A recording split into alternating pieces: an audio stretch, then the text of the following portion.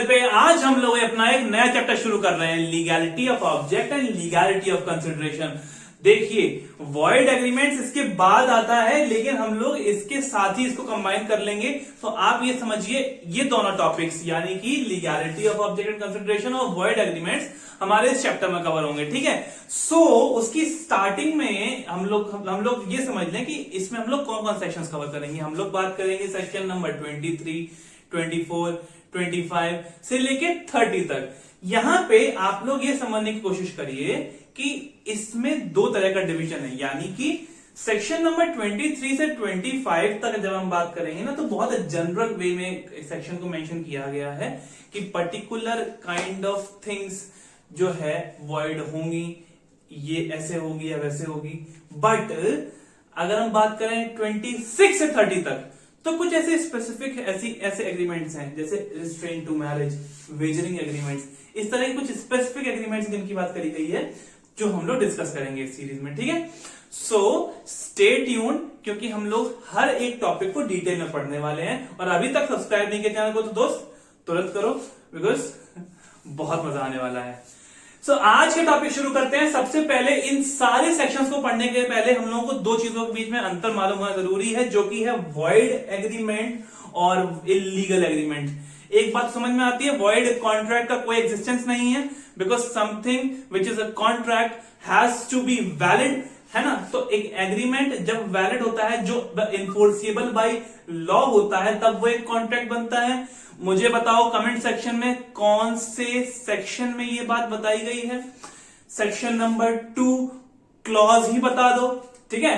सो अगर हम बात करते हैं वॉइड एग्रीमेंट्स की, तो ये बताया गया है हमें सेक्शन नंबर 2 क्लॉज जी में। और अगर इलीगल एग्रीमेंट्स की बात करें, तो इस बारे में इंट्रोडक्शन हमारे इंडियन कॉन्ट्रैक्ट टेक्स्ट में एज ए डेफिनेशन वाइज तो नहीं होता है, but what are illegal objects and illegal considerations, उसके बाद उसका क्या इंपैक्ट होता है, that is given to us in section number 23, जिसके बारे में हम लोग नेक्स्ट वीडियो में पढ़ेंगे।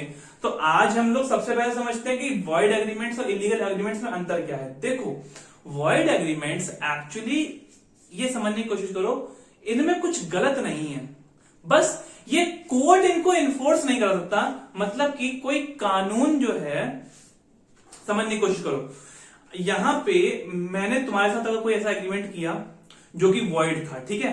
Now if I go to the court and if that agreement is not a valid agreement, तो court will say that it is not enforceable by law, कोई कानून इस पे अप्लाई नहीं हो रहा है। सो आप जानिए, आपका काम जाने, हम आपको कोई रेमेडी प्रोवाइड नहीं करेंगे। That is what is a void agreement, ठीक है। बट अगर हम बात करें इलीगल एग्रीमेंट की, तो होता क्या है दोस्त कि इलीगल एग्रीमेंट में अगर तुम किसी ऐसा कोई एग्रीमेंट करते हो जो कि इलीगल ऑब्जेक्ट को एकम्प्लिश करने के लिए किया जा रहा है, फॉर एग्जाम्पल तुम कोई ऐसे इंसान को पैसे देते हो जो स्मगलिंग के लिए उसको यूज करने वाला है, तुम शार्प शूटर्स को हायर करते हो किसी का मर्डर करवाने के लिए, समझ रहे हो। तो यहां पे वो मर्डर के बाद शार्प शूटर अगर तुमसे पैसा मांगते हैं, तो वो कोर्ट में नहीं आ सकते कि सर इन्होंने हमसे ये काम करवाया based on this consideration, because this is a illegal contract. समझ में आ रहा है, इन्फोर्सिबल तो वो है ही नहीं, ऊपर से पनिशमेंट और मिलेगी। समझ में आ रहा है, when illegal contract is there, then it is punishable by law, but in void contracts it is very very rare कि punishment होगा, it is like कि enforceable नहीं होगा, ठीक है। ठीक है, पहला point not enforceable by law अच्छे से बता दिया हम लोगों ने। दूसरा, जब हम लोग इलीगल में बात करेंगे, तो it is forbidden by law, यानी कि कानून साफ साफ मना करता है कि आप ऐसा मत करिए, ठीक है।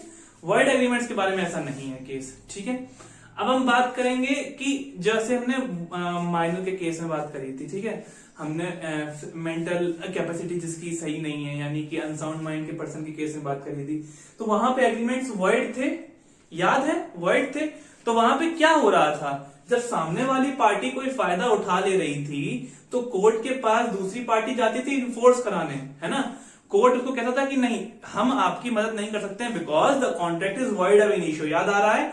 So that is the case in void agreement. लेकिन वहीं अगर कोई ऐसा काम इलीगल काम होने चले, तो कोर्ट उसको पनिश करेगी, ठीक है। इन्फोर्स तक कराने की बाद में सोचो, कूल। तो सेक्शन नंबर 2 क्लॉज जी, इंडियन कॉन्ट्रैक्ट एक्ट में वॉइड एग्रीमेंट्स की बात हुई, और यहां पे बात होती है सेक्शन नंबर 23 में, जो हमारी नेक्स्ट वीडियो में आने वाला है। नेक्स्ट डिफरेंस की बात करें अगर हम, तो वॉइड एग्रीमेंट्स पनिशेबल नहीं होते हैं। वहीं दूसरी ओर अगर हम बात करें इलीगल एग्रीमेंट्स की, तो वहां पे पनिशमेंट प्रोवाइड की जा सकती है, पीनलाइज किया जा सकता है आपको, और यहां पे पीनलाइज नहीं किया जाएगा। ठीक है, अब मैं तुम्हें ये कहना चाहूंगा कि अगर सारे वॉइड एग्रीमेंट्स जो हैं वो इलीगल तो नहीं होंगे, लेकिन अगर कोई एग्रीमेंट इलीगल है तो उसका वॉइड होना तो बनता ही है ना। समझे, मैंने बताया ना तुम्हें कि अगर कोई एग्रीमेंट इलीगल है तो कोर्ट को इन्फोर्स तो दूर, वो पनिशमेंट कर देगा। तो इसका मतलब क्या होता है कि all void agreements are not illegal but all illegal agreements are void. Clear हो रहा है ये चीज? हाँ सर, क्लियर हो रहा है। लास्ट पॉइंट जो सबसे इंपॉर्टेंट पॉइंट है, कई बुक्स में तुमको केवल इसी पॉइंट की बेसिस पे डिस्टिंक्शन मिलेगा, इतना बात तुम्हें बताई भी नहीं जाएंगी। कहते हैं कि जब वॉइड एग्रीमेंट के जो कोलेट्रल एग्रीमेंट्स हैं, ठीक है, जो साथ में सब्सिडरी एग्रीमेंट्स हैं, अगर वॉइड एग्रीमेंट कोई किया जा रहा है उसके साथ में, तो उनको आप इन्फोर्सिबल करा सकते हो। वहीं दूसरी ओर इलीगल एग्रीमेंट के जो कोलेट्रल एग्रीमेंट हैं वो आप इन्फोर्स नहीं कर सकते। समझो क्या कहना चाह रहा हूं। कोलेट्रल एग्रीमेंट्स क्या होते हैं? जैसे कि मैंने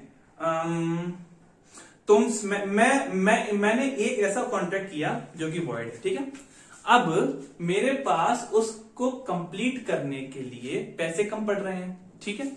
मैंने वो पैसे तुमसे उधार लिए और फिर उस पैसे को यूज किया वहां पे एग्रीमेंट में, वॉइड एग्रीमेंट में उसको, ठीक है।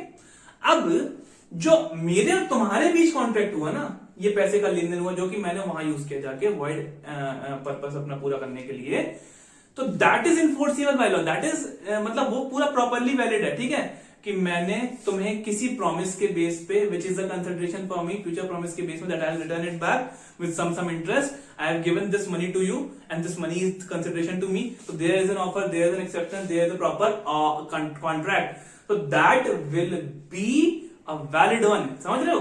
तो कोलेट्रल मतलब जो साथ साथ में, अगर मान लो किसी कोई वॉइड एग्रीमेंट है, साथ साथ में जो एग्रीमेंट्स हो रहे हैं, that will be considered valid. लेकिन अगर हम बात करते हैं इलीगल एग्रीमेंट्स में, तो सोचो मैंने स्मगलिंग के लिए, ठीक है, मैंने तुम्हें वही बताया, स्मगलिंग के लिए पैसे अपने दोस्त से लिए, और उसको मालूम है ये बात याद रखना, उसको मालूम है ये बात that I am borrowing this money from him for some illegal purpose, my object is something illegal, and if he knows that fact then also he gives this money. So think, this transaction which I am having with him is not something which is illegal, but the purpose which will be fulfilled from that money, from that transaction, will be illegal. So court says कि agreements collateral to illegal agreements are also illegal, that is, this is also an illegal agreement, this cannot also be enforced. So collateral agreements का एक main agreement होता है, एक subsidiary agreement होता है, जिसमें मैं तुम्हें दोनों कंडीशंस समझा दी, एग्जांपल्स भी हम लोगों ने कवर कर लिए कि क्या क्या है, ठीक है। होपफुली तुम्हें इन दोनों में कोई अंतर में दिक्कत नहीं आएगी, ठीक है। आगे के प्रोविजंस में इनका डिस्टिंक्शन बहुत इंपॉर्टेंट है समझना, ठीक है। अगर कोई दिक्कत है तो कमेंट सेक्शन में पूछ लो दोस्त, और अगर वीडियो पसंद आई हो ना यार, तो प्लीज लाइक करो, सब्सक्राइब करो, शेयर करो, और हाँ मजे